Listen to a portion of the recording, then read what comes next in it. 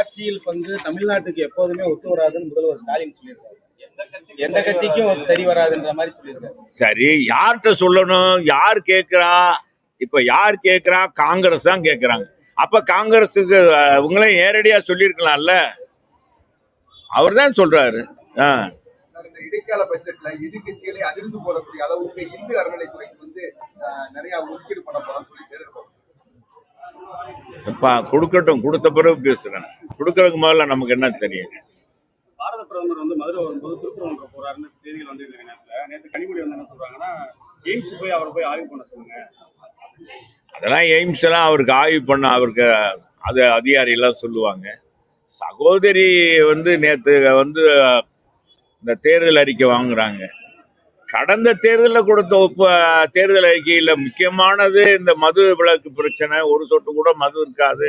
இளம் விதவைகள் தமிழகத்தில் தான் கூட்டிட்டாங்க எடப்பாடியார் ஆட்சியில் அப்படின்னு சொன்னாங்களே.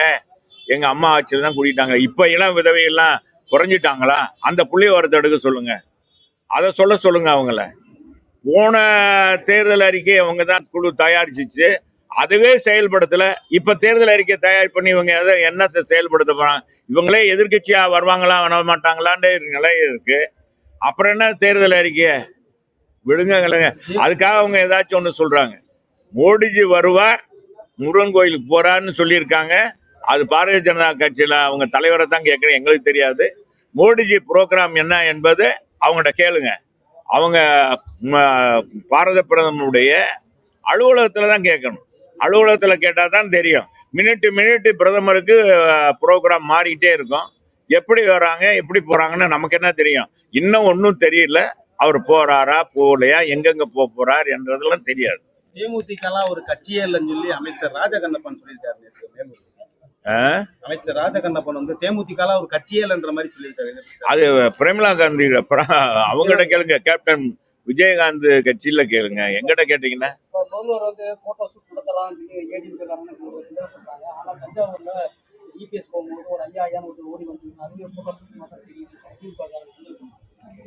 ஏதாச்சும் சொல்லணுமே சார்.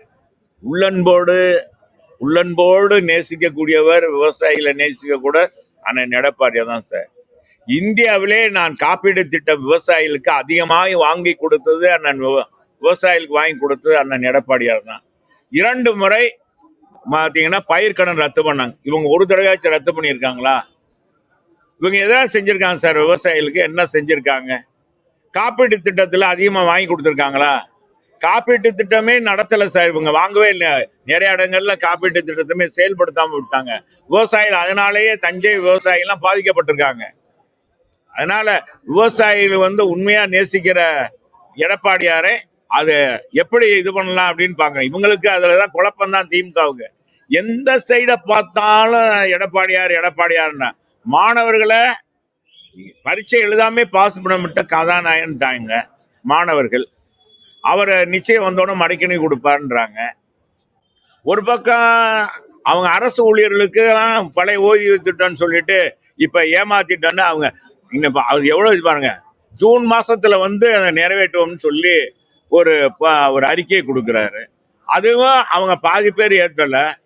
அவங்களுக்கு தகுந்தவங்களை ஜாக்டர்ஜியோட இருக்கிற தலைவர் நிர்வாகிகளை கூப்பிட்டு பாராட்டு விழா, தனக்குத்தானே பாராட்டு விழா நடத்துற மாதிரி நடத்துறாரு. இதுதான் இன்னைக்கு நடக்குது. அதனால எங்க எடப்பாடியாருக்கு உண்மையாக நேசிக்கிறாங்க விவசாயிகள். அவர் மும்முனை மின்சாரம் கொடுத்தவர் விவசாயிகளுக்கு, விவசாயிகளுடைய கஷ்ட நஷ்டங்களை தீர்த்தவர், அந்த காவிரி ஆற்று பிரச்சனைக்கு முற்றுப்புள்ளி வைத்தவர். காவிரி நீருக்கு முற்றுப்புள்ளி அதுக்காக அவர் காவிரி தந்த காப்பாளன் வந்தாங்க. அதே மாதிரி தஞ்சை மண்டலத்தை விவசாய மண்டலம் பாதுகாப்பட்ட வேளாண் மண்டலமாக அறிவித்தவர் எங்களுடைய எடப்பாடியார். இல்லைன்னா எத்தனை தொழிற்சாலையை வந்திருக்கும். அதெல்லாம் காதவர் எங்க உண்மையான விவசாயிகளின் தோழன், பாட்டாளி வர்க்கத்தின் தோழன் இன்னைக்கு எங்க எடப்பாடியார் என்பதை மக்கள் இன்றைக்கு எல்லோரும் ஏற்றிருக்காங்க. எல்லா தரப்பு மக்களும் ஏற்றிருக்காங்க. செய்திகளை உடனுக்குடன் தெரிந்து கொள்ள கீழ்கண்ட கேபிள் மற்றும் டிடிஹெச் நெட்வொர்க்குகளில் எம்நாடு செய்தி தொலைக்காட்சியை காணுங்கள். பாதகம் செய்பவரை கண்டால் நாம் பயம் கொள்ளலாகாது பாப்பா. மோதி மிதித்து விடு பாப்பா, அவர் முகத்தில் உமிழ்ந்து விடு பாப்பா. அண்மை செய்திகளை உடனுக்குடன் தெரிந்து கொள்ள இணைந்திருங்கள் எம் நாடு தொலைக்காட்சியுடன்.